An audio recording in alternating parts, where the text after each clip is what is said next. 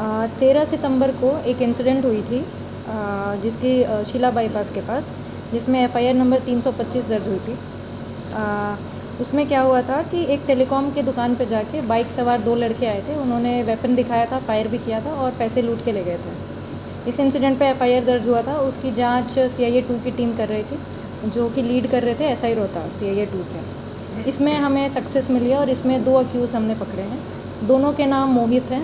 पहला जो अक्यूज़ है उसका नाम मोहित है, वो निंदाना गांव से है, और दूसरा जो अक्यूज़ है वो भी मोहित है, वो खेड़ी 7 से है।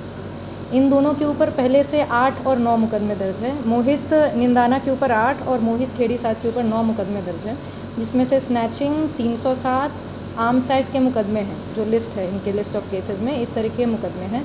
ये अभी 6 महीने पहले ही बेल पे बाहर आए थे, और बेल पे बाहर आने के बाद इन्होंने ये जो इंसिडेंट है इसको अंजाम दिया था।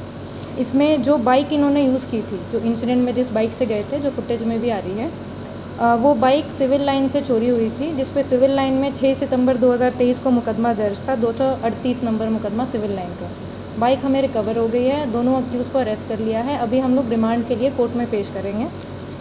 और असला और मनी, जो पैसे हैं, जो असला और पैसे जो इनसे रिकवर करना है, वो रिमांड पीरियड में हम लोग रिकवर करेंगे। तो ये काफ़ी बड़ी सक्सेस है जो हमारी सीआईए 2 की टीम को अभी मिली है।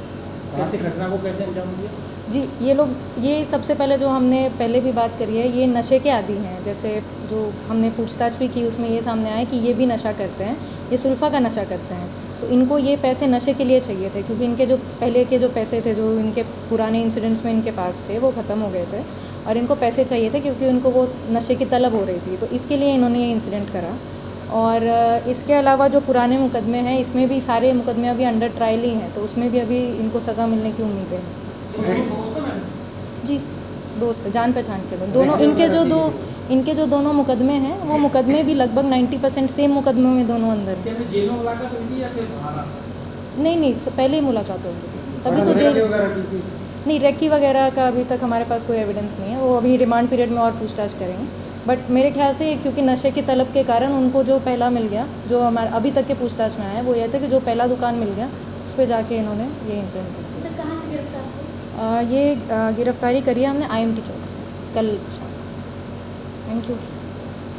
सारी जो डिटेल्स है ना, क्योंकि कल शाम को ये अरेस्ट हुआ है, तो वो रिमांड पीरियड में आएगा वो सारी बातें।